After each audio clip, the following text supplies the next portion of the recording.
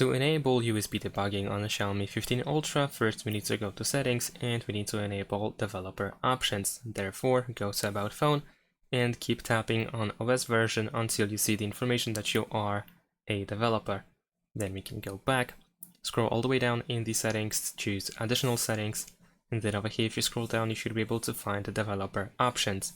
And now here we are looking for USB debugging, which is over here.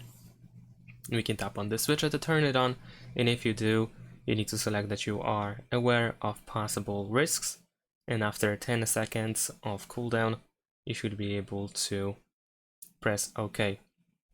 And then over here you should be able to also find USB debugging with security settings. Just in case you need it, you can find it below here and you can tap on it as well. Unfortunately, in this case you have to have the Xiaomi account. Thanks for watching, leave a like and subscribe to my channel, and see you in my next videos. Bye!